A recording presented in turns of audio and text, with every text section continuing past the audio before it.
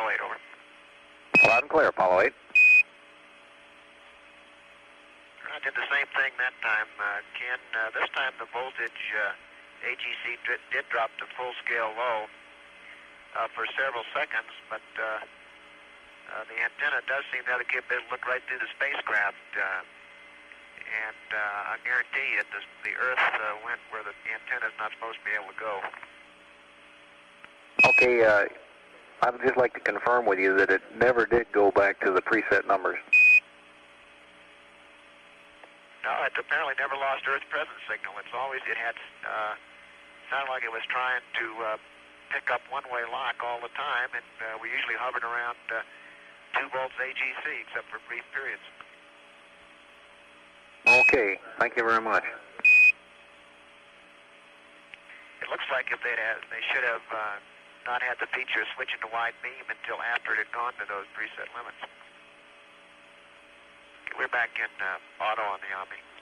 Okay, thank you. Houston, CDR is up and manning the helm, so we're going to switch comm carriers. We'll be off the air for a little bit. Okay, thank you.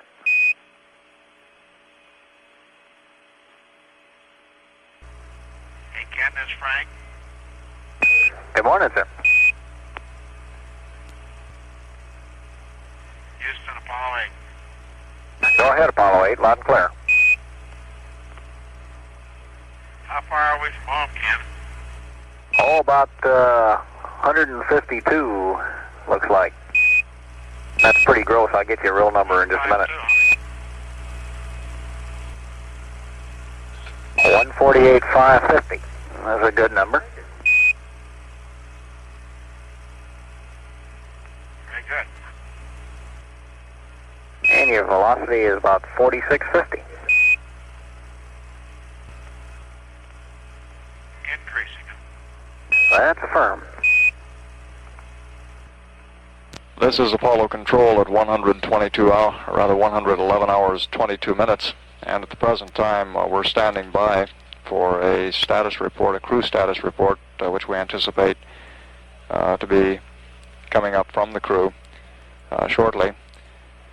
In that past conversation, we heard from Frank Borman for the first time in about 3 hours, and we should be getting a report in that crew status summary from Frank on just how much sleep he did get.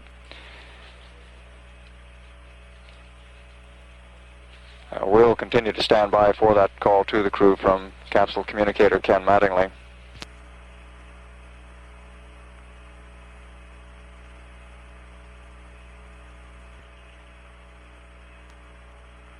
This is Apollo Control. We've been advised that that crew status report will probably be a little bit delayed in coming.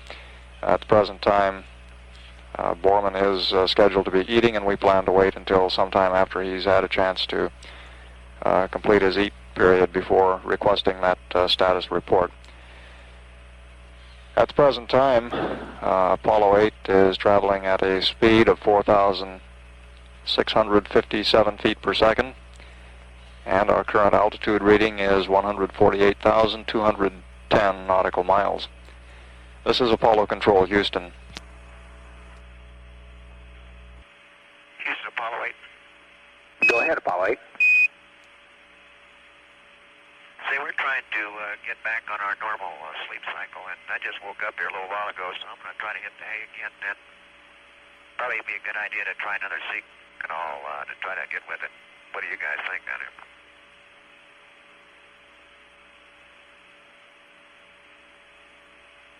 Okay, sounds like a good idea. And if we can get Frank to tell us how much sack time he got, why, that'll go in the log too. I was in bed for 7 hours, Ken, and I probably slept about 4.5 to 5 hours of it anyway. Ah, you're getting better. Good. If you're interested in further reports, we've all had 3 meals today, and we've drunk a lot of water. And Jim's asleep now. He worked pretty hard this afternoon, but I think we're all in pretty good shape now. Real fine, thank you. Use the exerciser. Well, Ken, that just leaves you or I. How about you and I? Anything exciting happen today? Oh, I think you know about all the things that are exciting up on your end, and it's real quiet down here. Everybody's smiling. Sandy was good to most of the folks in the world, and everything's pretty calm, like it should be on Christmas. Very good. Yeah, Milt says we're in a period of relaxed vigilance. Very good. We'll relax, you be vigilant. Oh, that's a fair trade. This is Apollo Control at 111 hours 35 minutes. At the present time, we're in communication with Frank Borman aboard the spacecraft. Frank has just advised us that he is the only one up at the present time. A short while before that, Bill Anders came on, said that he planned to get a little bit of sleep, requested permission to take a Seconal tablet, one of the short-acting sleeping pills carried aboard the spacecraft, and was given a go-ahead to take a tablet. We also received a crew status report from Borman. He reported that all 3 crewmen had eaten 3 meals today, said they had been drinking a lot of water, and had used the exerciser, and he in general summed up their condition as being quite good at this time. We'll pick up that conversation, play back what tape we've accumulated, and then follow whatever live conversation is going on when the tape is through. Hey, Ken, has anybody got any good idea why that Quad A tank is running hotter than the rest by so much? Okay, I didn't have an answer when I came on. Just a second, we'll check again. Apollo 8, Houston. Go ahead, Houston. Okay, yeah. Okay, Apollo 8, let me tell you what subjects are that we're going over down here. Number one, we're making a review of all the entry procedures and this type of information, and we're going to actually go through and review the entry checklist. We have people that are still working on verification of your erasable memory. We're looking at the EMS problem, and we're discussing the quad temperature. So I'll feed up some of these pieces of information to you as they come along. And right now we're just sort of having a status review. I don't think the EMS is much of a problem. It just jumps when you go to auto. I don't believe it'll bother us from entry. I'm doing the same thing. I'm looking over my entry checklist. One of the first things I see here is a cold soak. And I don't think we want to evaporate between the last mid-course and entry, do we?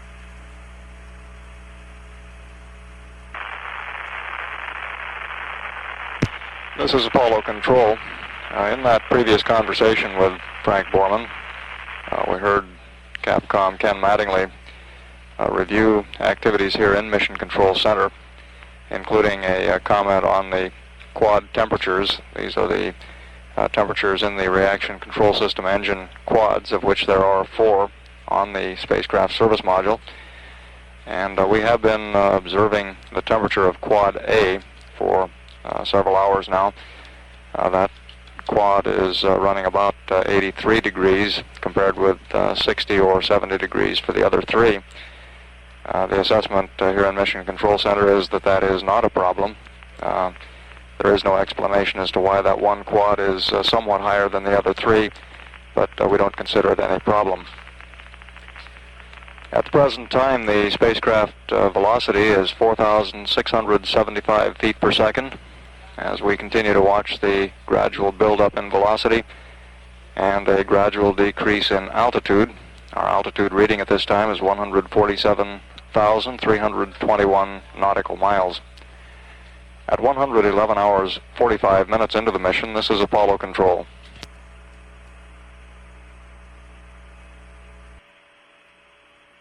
Apollo 8, Houston.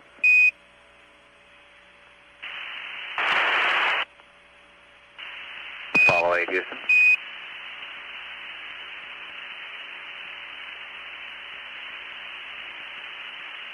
Apollo 8, Houston. Go ahead, Houston, Apollo 8. Oh, roger. Looking at the flight plan, you have a P-52 coming up at 115 hours.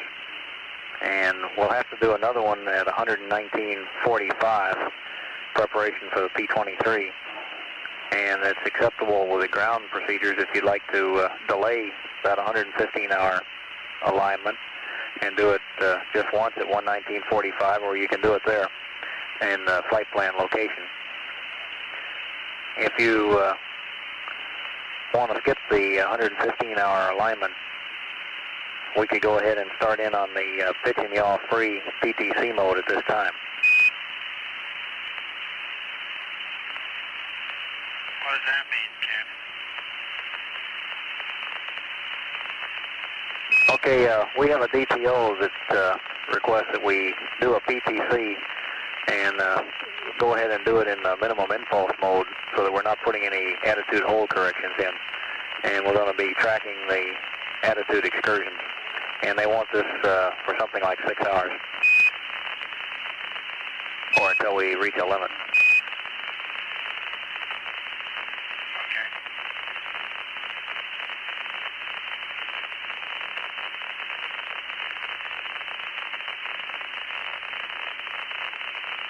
Cabin's running a little bit warmer today than normal. I'm sorry, say again. I'd say the cabin is running a little bit hotter today than it has been. It seems like this particular PTC alignment gets more sun in the cabin than we've seen before. All right, what kind of temperature are you recording now? Decon. 78.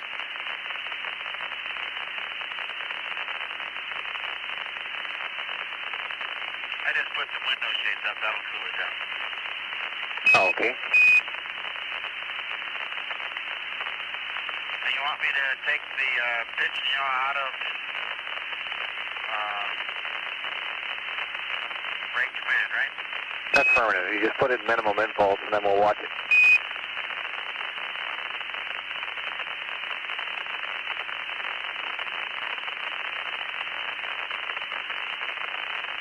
There you are. Okay, thank you. Have fun. All right, and I'm at quad temperature. The upper limit of that thing is 105 degrees on the bottle, so we're well below that. We've been watching it, and it is tracking, although it's tracking very slowly as you roll the spacecraft. The temperature excursions seem to be a little sluggish, but it isn't the frozen sensor.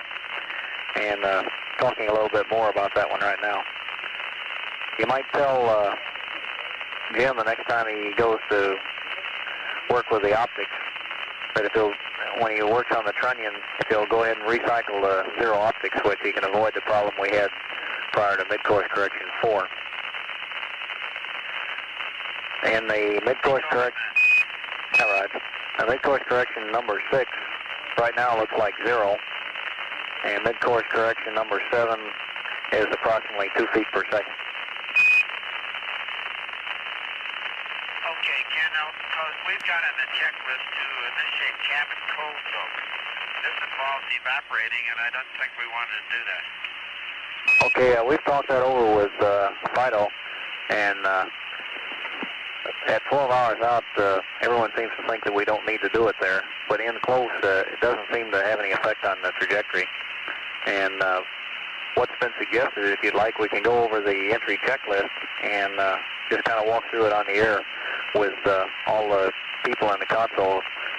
Right now you have the team that will be performing the entry session with you, so we can go over the checklist and run down any questions that you might have. That's up to you. That's fine, let's do it. I've got one right here. I'm lonesome anyway. Okay, give us a few minutes to pull ourselves together and get on the air. This is Apollo Control Houston at 112 hours 19 minutes. Apollo 8 is at an altitude of 145,758 nautical miles and traveling at a speed of 4,709 feet per second.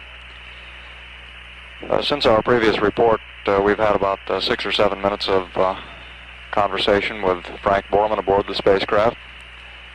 He reported that his cabin temperature was running a little bit higher than normal, about 80 degrees at the present time, and he indicated that apparently the higher temperature was due to the fact that the current spacecraft attitude allowed more sunlight into the windows. We'll play back the tape of that conversation for you. We're expecting a call to the crew shortly from Capcom Ken Mattingly, and we'll stand by after we catch up to pick up any live conversation.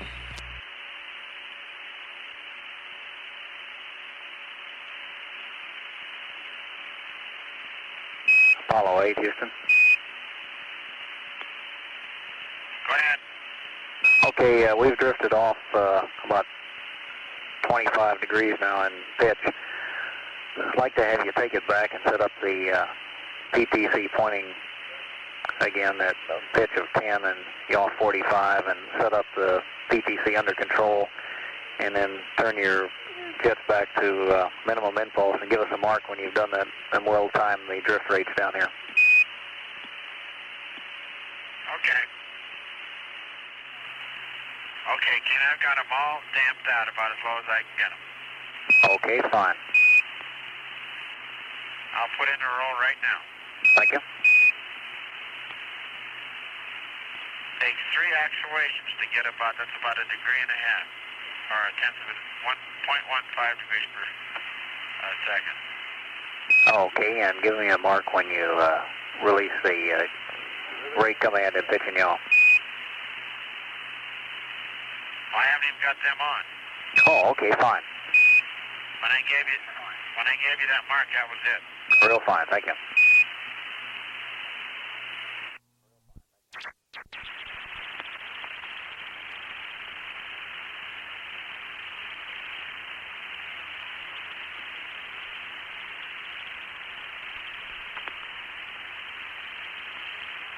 It's much more sensitive today than it was when it was heavy. All right.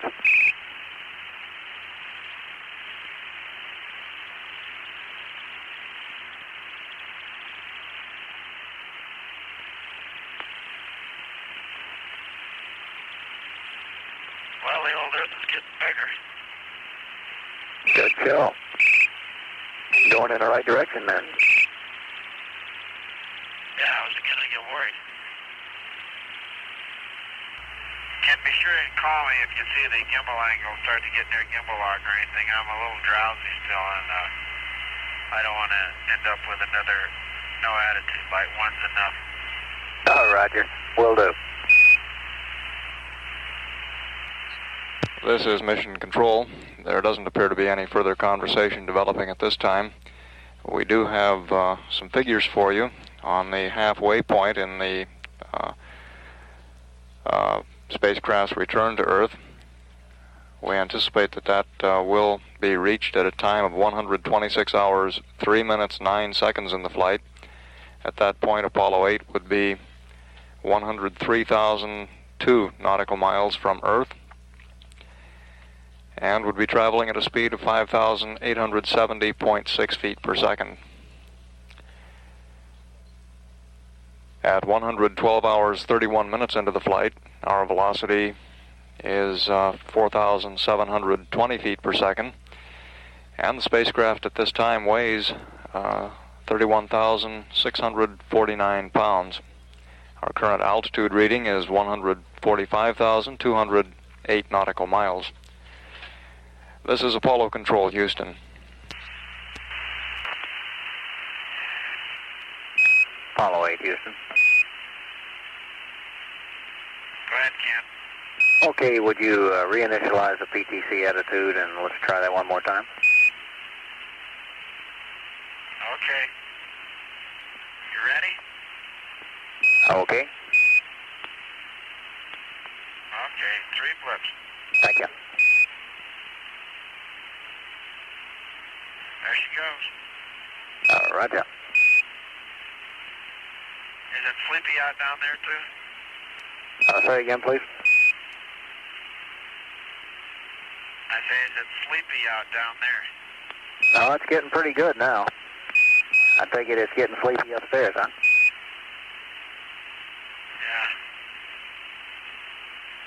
Okay, well, would you believe that the North beat the South 3-0? And they did that all with a first quarter field goal.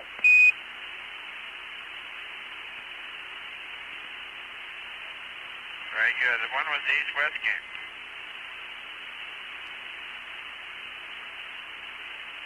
All about Saturday. Next Saturday? Yes, sir.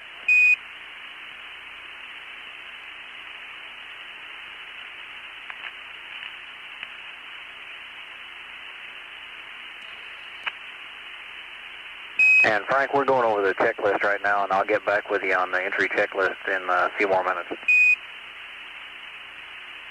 Ken. I think it's a pretty good one. That's one thing we've practiced a lot. But we might as well let everybody know what we're doing. All right. Ken, while we're just killing time here, a couple of anomalies we've noticed. The booties, for these in-flight coveralls, Right. mine is frayed very badly, and I didn't take them off.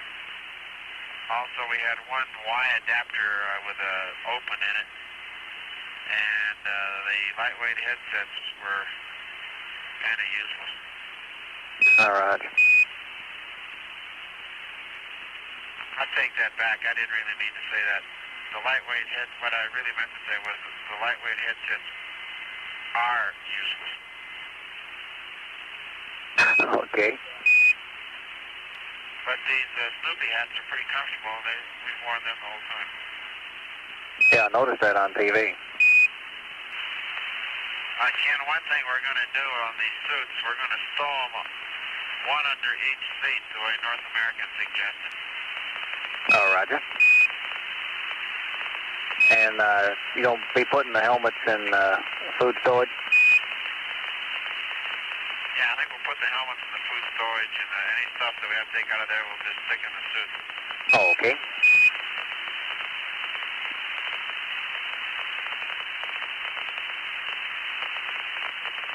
Is the weather still good out there? Oh, it's not quite as clear as it was yesterday, but sure is nice and balmy. No, I mean out at 165 west. Okay, Frank, we've got a weather picture here. Their forecast shows 2,000 scattered and 12,000 broken with a high overcast. You might see that as you come down through it. And wave heights 4 feet, wind about 070 at 12 with a 10-mile visibility. And perhaps some scattered showers in the area. And this is forecast for the 27th at 1600 Zulu. Very good, we'll be there. Yeah, I'm sure you will. I'll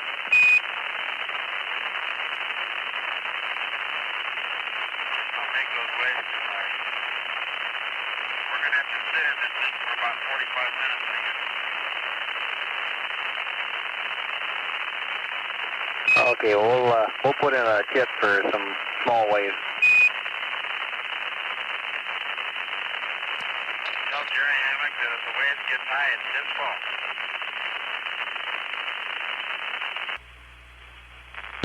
This is Apollo Control Houston at 112 hours 58 minutes. At the present time, both here in Mission Control Center and aboard the spacecraft, it's a relatively quiet period. Frank Borman continues to be the only one of the three crewmen who is awake at the present time, and he's reported on a couple of occasions that he is getting sleepy.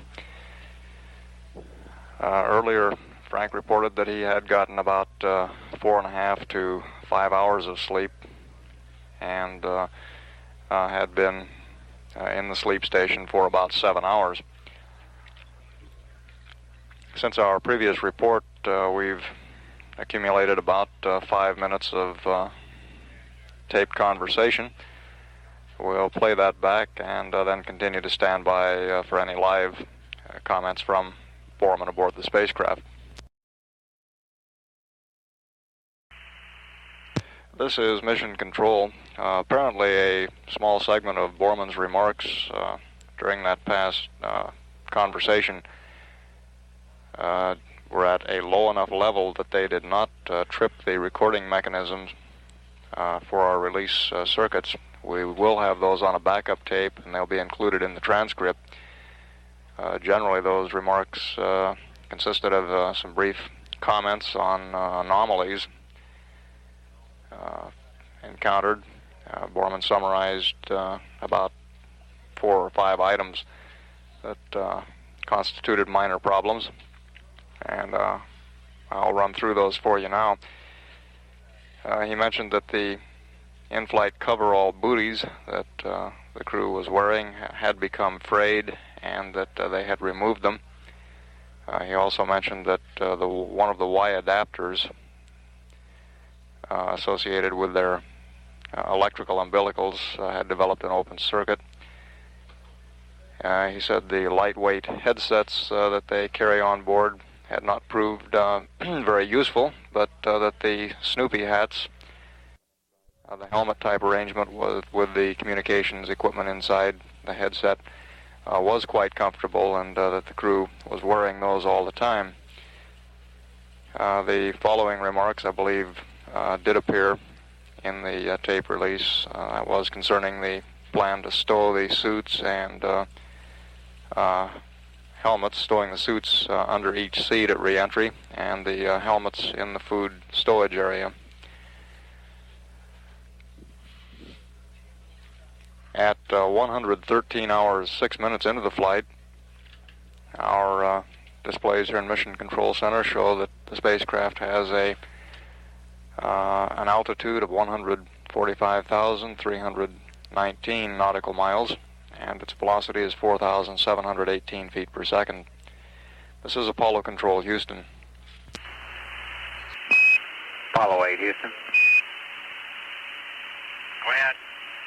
Okay, why don't you drive it back over to the PTC attitude and put it back in attitude hold for the roll. And we're going back in and reviewing the DTO requirement. You've had about the same results as looks like on a cursory analysis all 3 times. So we're going to take another look and see if there's any reason to do it again. If so, I will call you. But you can go ahead and put it back in attitude hold now. Okay, Ken, thank you. This is Apollo Control, Houston, at 113 hours 40 minutes. We've had a very quiet period here in Mission Control since our previous report. One very brief exchange between the ground and Frank Borman. We show virtually nothing in the flight plan for the next 2 hours, as both Anders and Lovell are continuing to sleep. They've now been sleeping, or at least resting, for about 3 hours. And Lovell, perhaps maybe an hour longer than that. He indicated that he was going to begin his rest period about an hour before Bill Anders came up and indicated that he would also try to get some sleep. Here is the conversation that went on a short while ago. We'll play that back for you now. Houston, Apollo 8, radio check. Loud and clear, Apollo 8. Okay, Ken, thank you. All right, it's taking us a little longer to go through and rehash all of the entry checklists than I thought, and we're just about to wrap it up now. No problem. Just keep an eye on the gimbal angles for me and give me a call if they get too close. All right, we're watching. This is Apollo Control at 114 hours 6 minutes. At the present time, our spacecraft is traveling at a speed of 4,817 feet per second, and our altitude now above the Earth is 140,780 nautical miles. We've had a very small amount of communications with the crew since our last report. We'll pick that up for you now and then stand by for any further conversations that develop.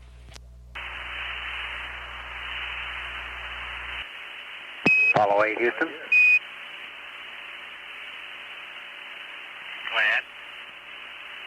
we'd like to look at a couple more Delta V tests on the EMS. And the general consensus is that we don't think there's any particular problem. We'd like to go ahead and take a look at what you get by running 4 or 5 more Delta V tests, and prior to that we'd like to run one of these null bias tests. And since we don't have any way of monitoring any of this stuff on the downlink, I'd like to have you tell us each step when you turn the switch and different orders and things like that.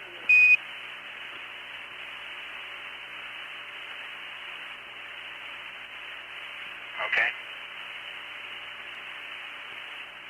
All right, I'll run a test now. Okay, the first thing we want is this null bias for 100 seconds.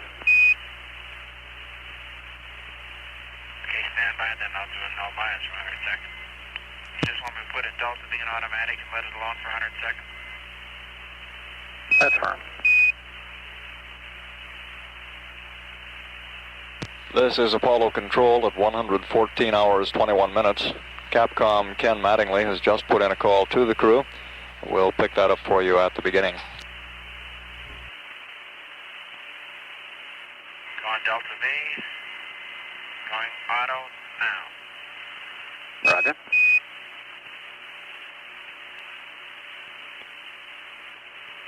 Went to 1/10 and back to 0.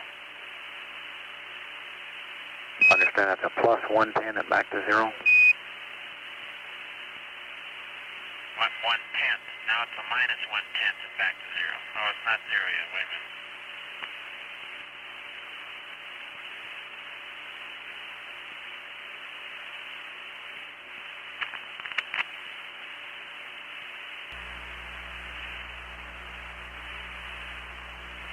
That's up to a minus 4. 0.4, that is. Roger.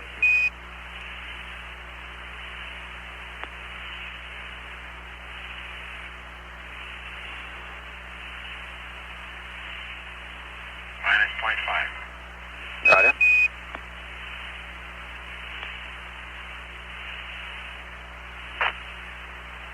Minus 0.6.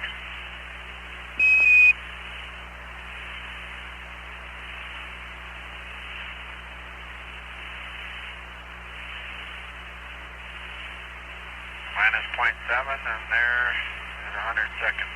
Minus 0.7 in 100 seconds. Roger. Now what do you want? Okay, if we go back to mode switch to standby and function switch off.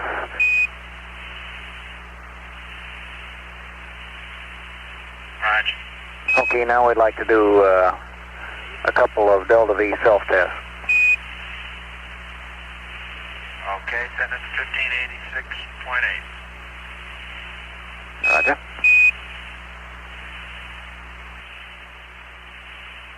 Okay, going automatic. Roger. Going to Delta V test. Now. Counting down. Apollo 8, Houston.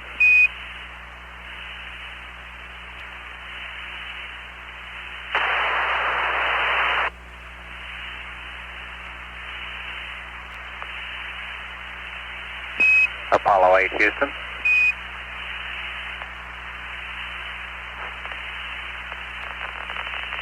You're back, Ken. Apollo 8, this is Houston. Roger, I read you. Okay, we got caught in the station handover there. I didn't copy anything after you said you were putting it to Delta V test. I ran 3 tests during that handover. 2 of them were minus 19.6, 2 of them were minus 19.8, 1 of them minus 19.6. Okay, that sounds real fine. Roger. Okay, the other thing that sometime prior to entry and we're going to be looking at is the normal entry test pattern. And it's called out presently in the checklist as something we do around an hour. And we'd like to check if you can read the number on the scroll that's up now so we can see where we are on the test pattern sequence. We're considering taking a look at one of these test patterns before we get into an hour so we can have more time to think about it in the event that there should be something anomalous in it. Why don't we do it right now? We're on number 8. Okay, I understand that's number 8, right? Roger, it takes an awful long time to run them over there anyway, so it won't hurt to do one. Okay, if you'll stand by just a second, we're checking to see where we stand in the sequence of events if we're on pattern 8.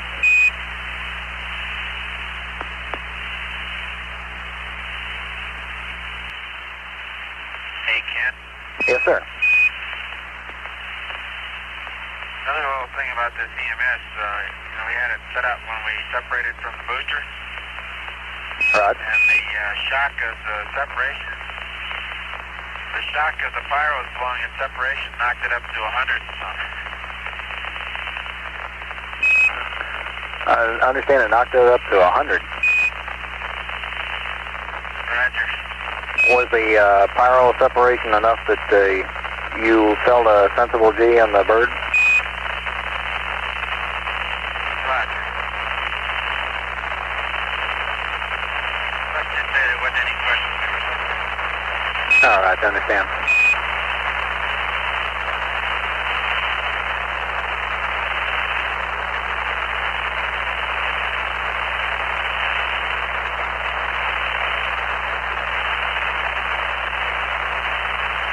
While you're checking the scroll, find out which entry pattern I should be using. I'll see where it is. Okay, will do.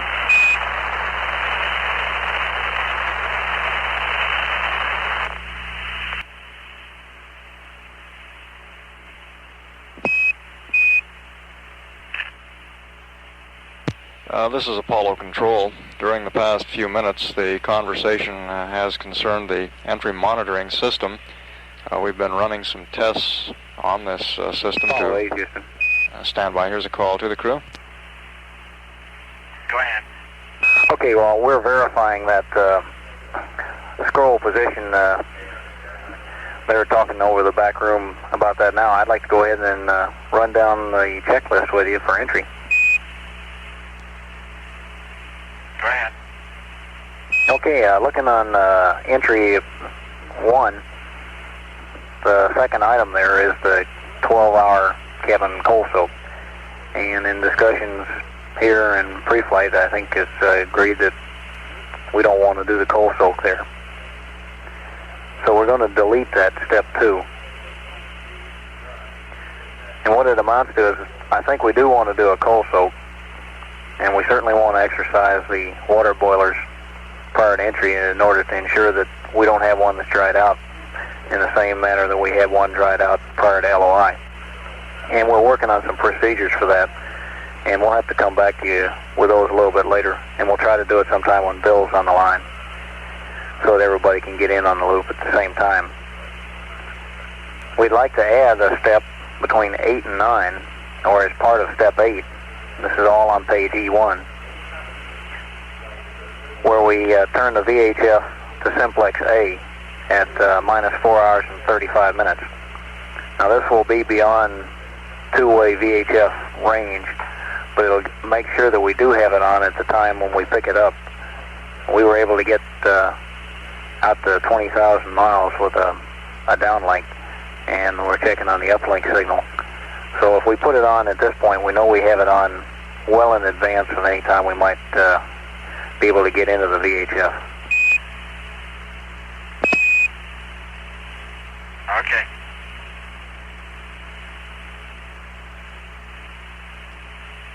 Okay, I guess maybe I have that backwards. You folks copied the VHF out to 20K, and we're checking on the downlink into that now. But in any event, this 4 hours and 35 minutes will get it well in advance of that. Roger.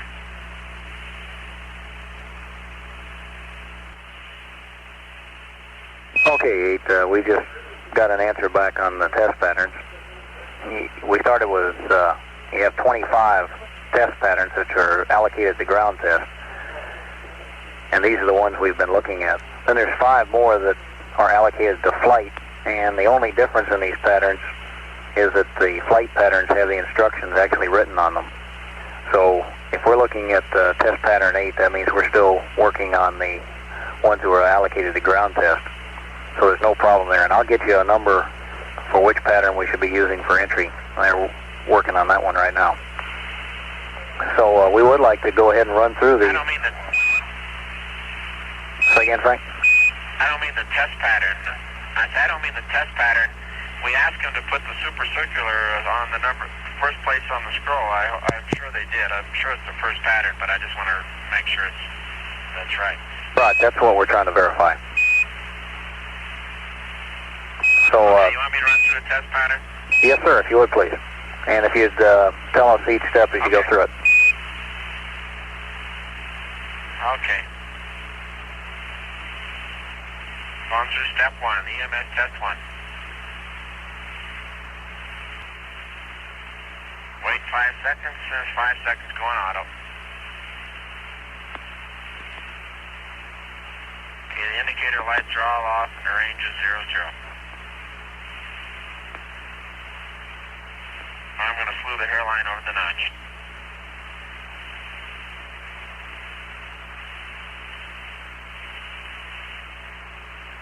Okay. And now... you going EMS test 2. Roger.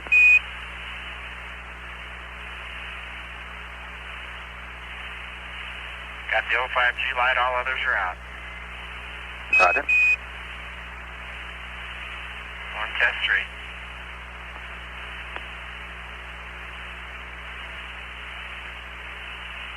RSI lower lights on, 10 seconds. Going to set the range counter to 58.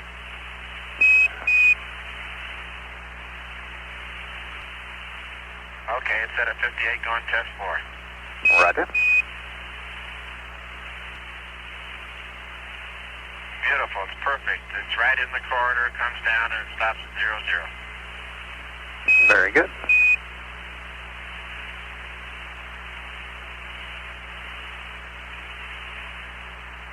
Go on test 5.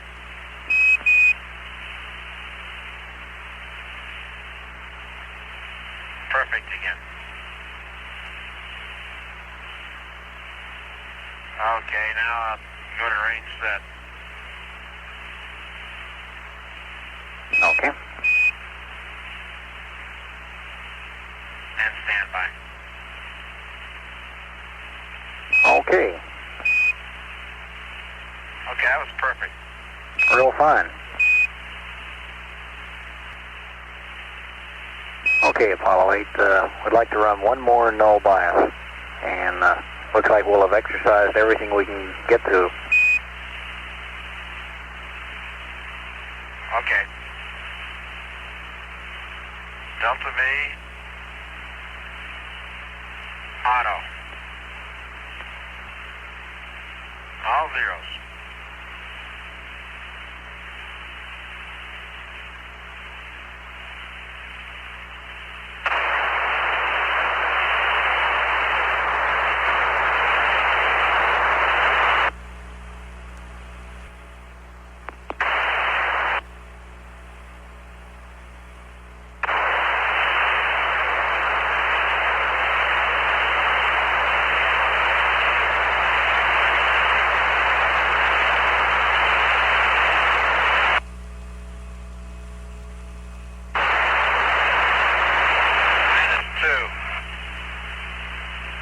Roger, understand, -2.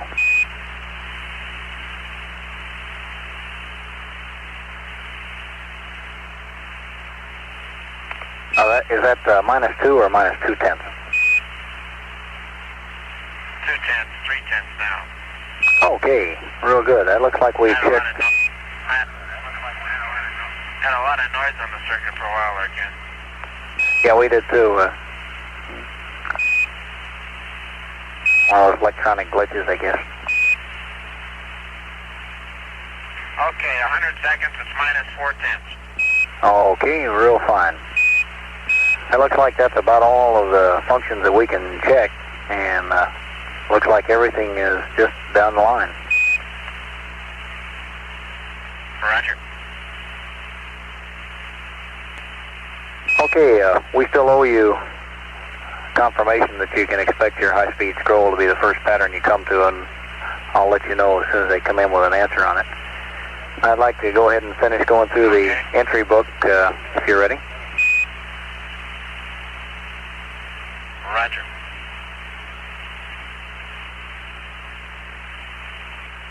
Okay, we've reviewed most of the book up here, and we will have to come back to you and suggest a way that we can check out the water boiler prior to getting to the entry area. We reviewed all of the last-minute changes that were put in, pen and ink type things, and they're all looking good. On page E7, I'd like to add a couple of items. What's that? Okay, on step 34 under final stowage, which is sort of a catch-all area, there's a step that says secondary glycol to radiator, and it says bypass verify. Well, while we're down in this area, we'd like to go to panel 382, the water control panel, and set up the evaporator water control valves, both primary and secondary, to auto. Now, this is something we would have done had we done the coal soak at minus 12 hours. But since we weren't doing it there, we'd like to go ahead and make sure we have these in auto. And this will enable automatic controls from the panel.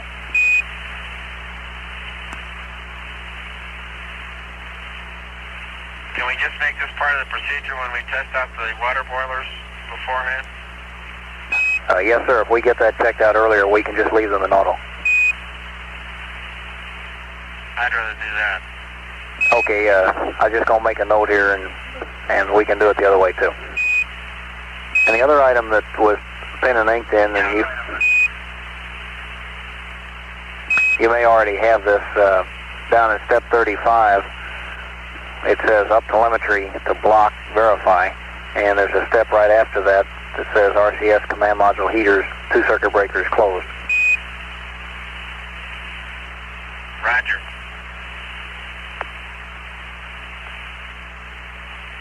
Okay, I have that. okay. I guess that one was sent up to you this afternoon. And when you turn the page over to E8, it shows the EMS entry check being run at minus an hour. And even though it's a short test, there's really no reason to wait for an hour. You might as well go ahead and do that as soon as you get through with step 35 on page E7. Because we're coming up on a pretty busy period. I say that's fine, we'll do that. Houston, are you still there? All right, we got a discussion going. I'll be right back. Okay, Apollo 8, on page E9. Okay. At the top of the page, it has step 38. And right underneath that, prior to step 39, we want to have a primary glycol loop activation. What we're going to do is to get the glycol evaporator water switch to auto and the glycol evaporator steam pressure switch to auto. This will get your primary water boiler on the line prior to entry. Or at least it'll enable it. Okay, tell me what to write in, Ken. Okay, it's glycol evaporator water to auto.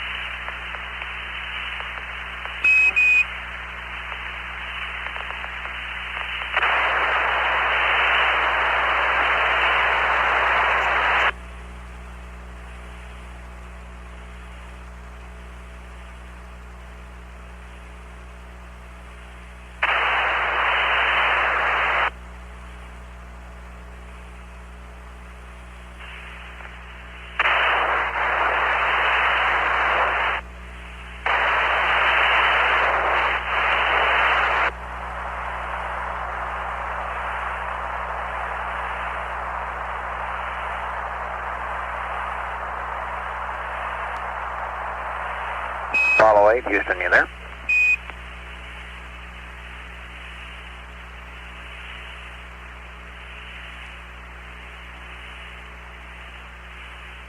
Glycol evaporator water switch to auto.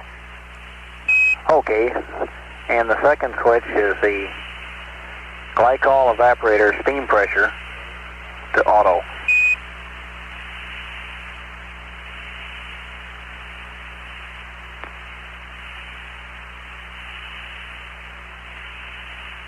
Okay.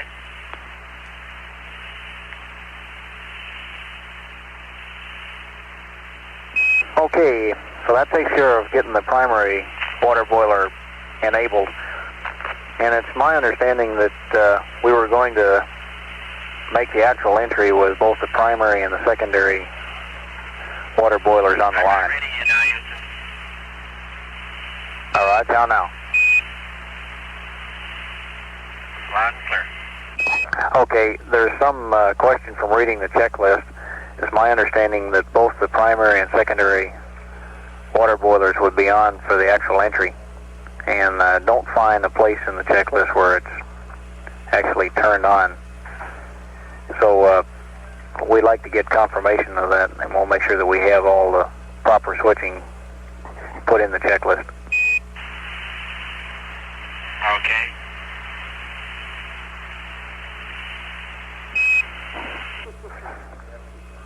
All right, still on page E9, and under step 39, at the bottom of the pyro circuit check, there's a step that says panel 8, all circuit breakers closed except, and then it lists 5 that are printed, 1 that was pen and ink prior to launch that says EDS power circuit breakers 3 open, and to be complete, we'll have to add the RCS heater circuit breakers. There's 2 of those, and they should also be open.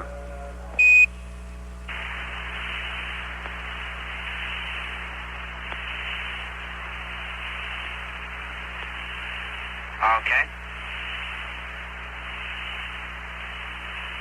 All right, the rest of these pages look good. I'm coming over through the graph. And on page E11,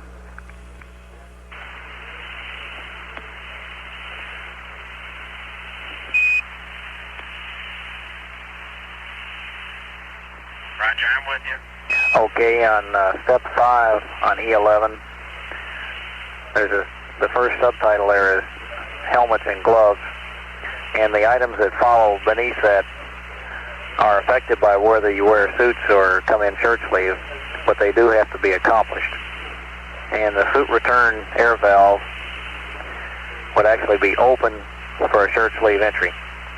And you should have a line penciled in of optics power to off between emergency cabin pressure valve and the time when the CMP moves to the couch. Right. Okay. And the step that shows the tape recorder to rewind at minus 30, that's an onboard step rather than a ground step, just to verify that.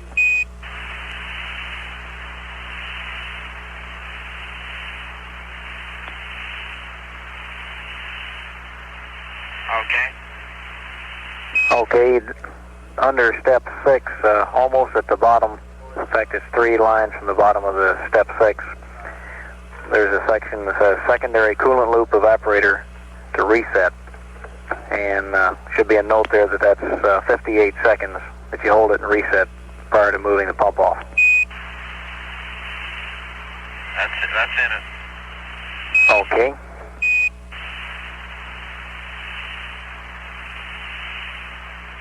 Okay, the next comment is on page E13.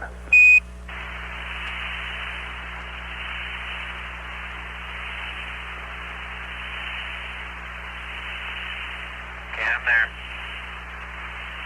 All right, this is a general comment that refers to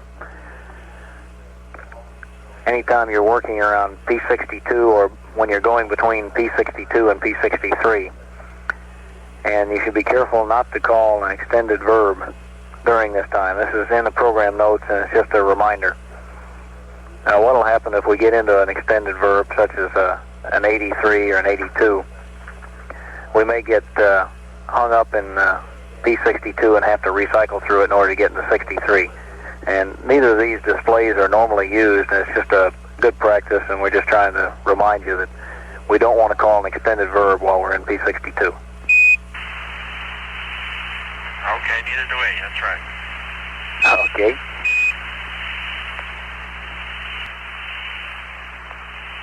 Okay, and going through the rest of it, we didn't find any other things we wanted to make comments on. You have all the latest corrections in your checklist. Roger.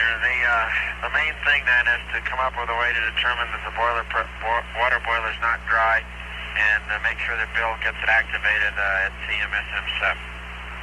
That's correct. And we'll talk to you some more about that next time we catch both you and Bill up. Righto.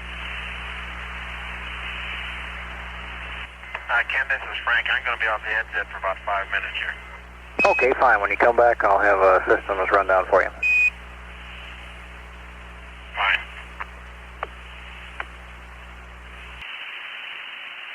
Houston, Apollo 8. Okay, loud and clear. Back with you. Okay, I've got a few good words for you. The erasable memory has been taken completely apart and looked at, and it looks like it's all okay. Your PO1 didn't have any effect. The one thing that might be questionable is if you use a verb 67, when you get to the now 99 display, you may find that one to be unreliable. And what you're going to get there is that's an error display for the W matrix, and it's something that you probably won't be using again anyhow. And if the occasion arises, why we can update that one. But it's not a normally used display. And everything else, all the operational functions are good.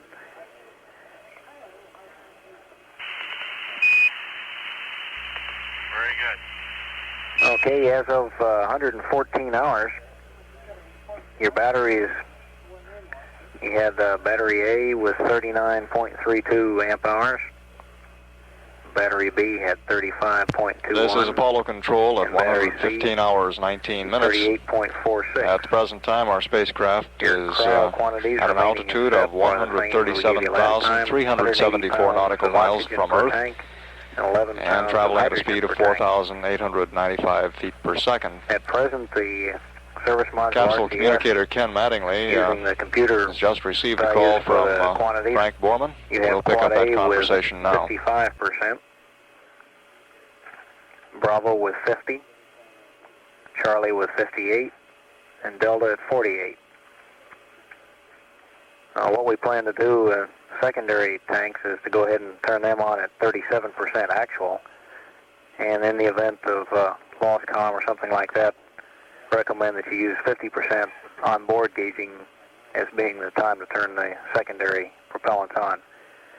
However, as long as we can use our own calculations, why we might as well leave them tied up. We probably won't get into the secondary propellants prior to entry anyhow. Okay, a couple of items I wanted to catch up on. I'd like to confirm that the hatch dogs will be taken off while you're on the chutes if you can, or if not, you're going to do that in the water. Is that affirmed?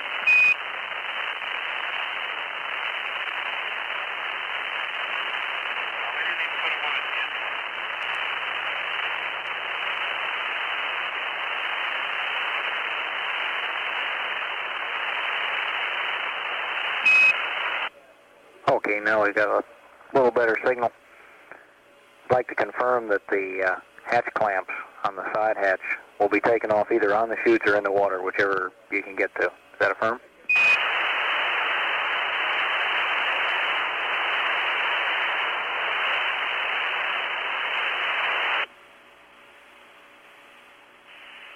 Roger, that's affirmed. As a matter of fact, we didn't even put them on. Okay, do you plan to put them on prior to entry?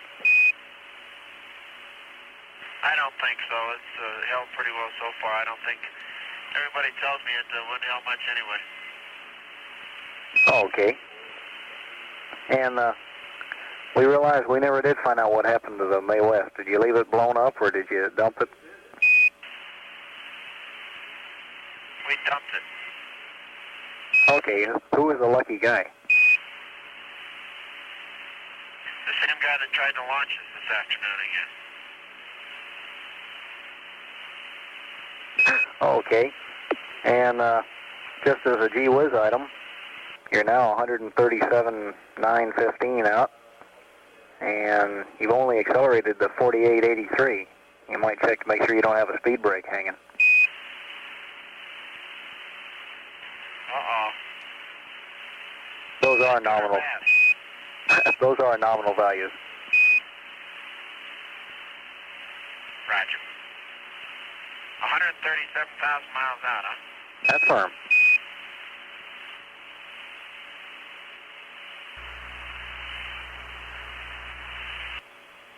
Houston, Apollo 8, over. Loud and clear. Good morning, or good afternoon, or whatever it is. The JOD's back at the con. CDR went back to bed. Okay. Looks like all the junior guys have the mid-watch. I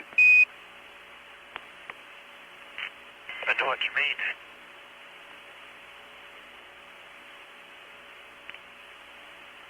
I had a little sleep earlier, so I'm pretty well rested. We want to make sure Frank gets a good snooze here prior to entry.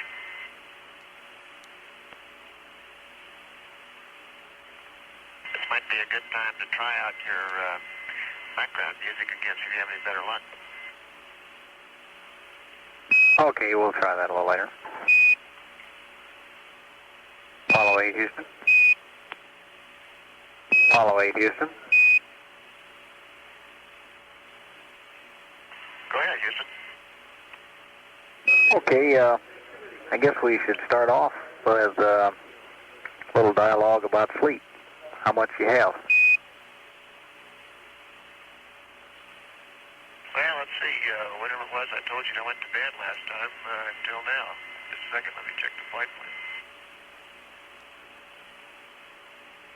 Have you got logged in when it was I asked for that last Deacon? Okay, I guess we can figure that out for ourselves, can't we?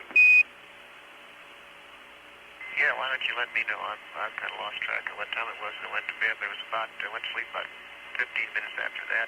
Woke up about 10 minutes ago. Good sleep. Okay, so let's see, it's now 142 hours. What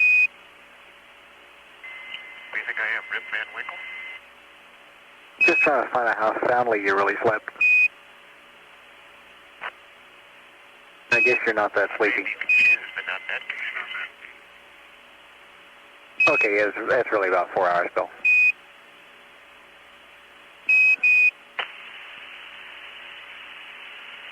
Okay,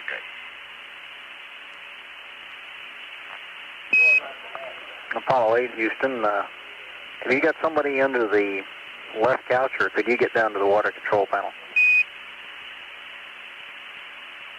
I can get down there if I can't quite gone to sleep yet.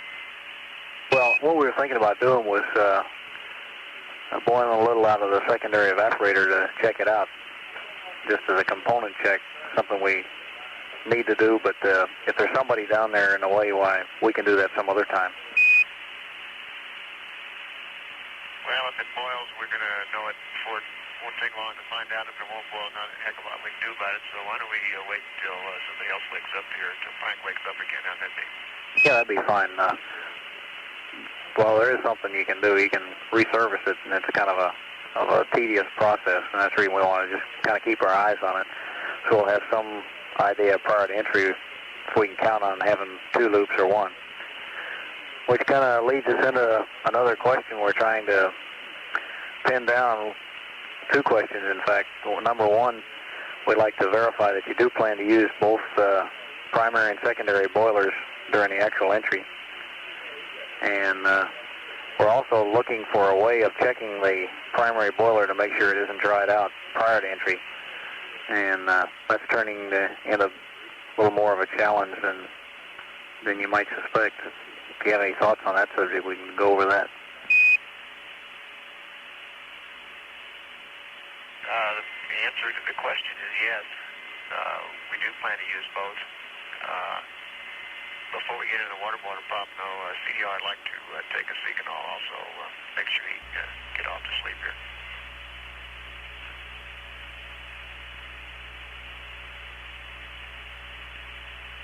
Okay, that's a go. Okay.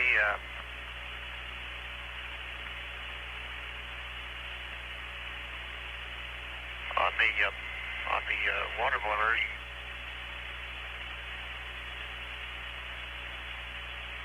it's interesting that I get mounts.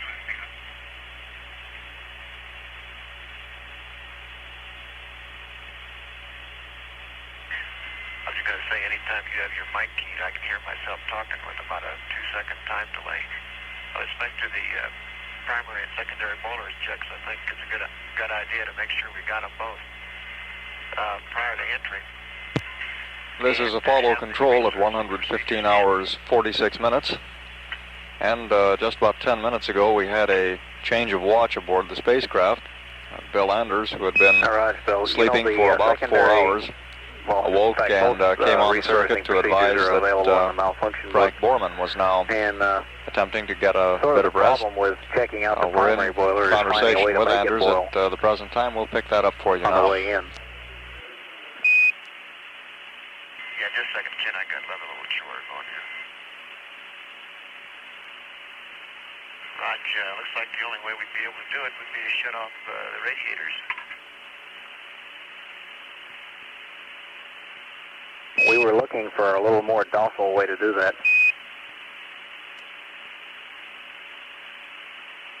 Roger, that would be agreeable to me too, a little more docile way, but they should freeze up if we did it quickly.